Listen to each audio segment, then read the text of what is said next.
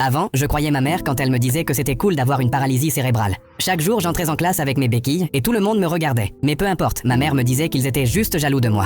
Mais quand je suis arrivé au lycée, tout a changé. Les profs pouvaient me protéger du harcèlement juste un moment et quand le fils du directeur, Brad, m'a vu, je suis devenu sa prochaine cible. Il faisait semblant de pousser mes béquilles chaque fois que j'entrais dans la classe de Monsieur Wrigley. Et tout le monde rigolait. Mais lui, il faisait rien. Il savait que s'il criait sur le fils du directeur, il serait viré. Donc, il restait silencieux.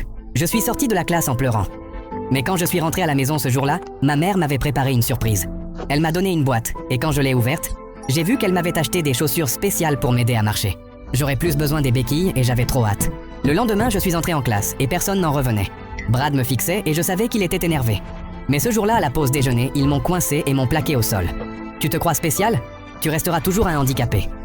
Ils m'ont arraché les chaussures et les ont jetées à la poubelle. Je suis resté là à pleurer jusqu'à ce que quelqu'un me prenne par l'épaule. C'était Monsieur Wrigley. Qui t'a fait ça?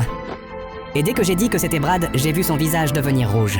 Quand il l'a trouvé dans le couloir, il l'a attrapé par le col et l'a traîné dans la classe. Et toute l'école l'a entendu crier. Brad a couru et est allé me bêcher chez son père. 10 minutes plus tard, le directeur l'a viré pour avoir crié sur son fils.